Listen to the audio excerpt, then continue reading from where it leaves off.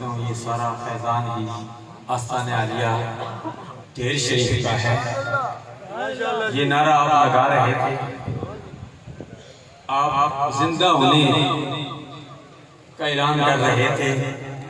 جس نے یہ نعرہ لگایا امیر مجاہدین علامہ خادم حسین رضوی صاحب، الحمدللہ وہ تربت میں بھی زندہ ہے، چاہنے والے بھی زندہ ہیں۔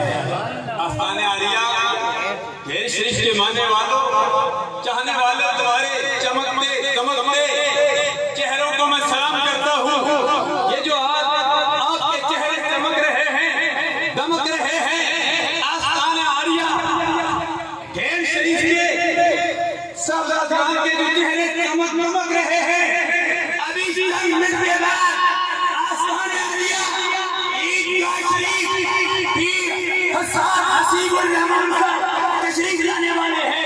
ان کا چہرہ بھی دمکنے والا ہے، وہ بھی اپنے چمک کھانے والے ہیں۔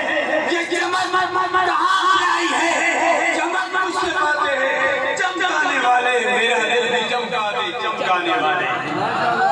آستانِ عالیہ ڈھیر شریف میں چمکنے والوں، آپ یہاں چمک رہے ہیں، چمک مصطفیٰ کی ہے۔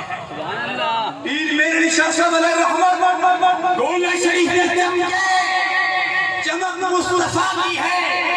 آپ تمام حضرات چمکے ہیں۔ علامہ صاحبزادہ زکا اللہ شاہ صاحب جیلانی دام برکات عالیہ نے خوبصورت انداز میں آپ کی میلاد مصطفیٰ کانفرنس سالانہ 26ویں عرس مبارک کے موقع پر پورا لب لباب نچوڑ بتا دیا یہ وہ آستانہ ہے۔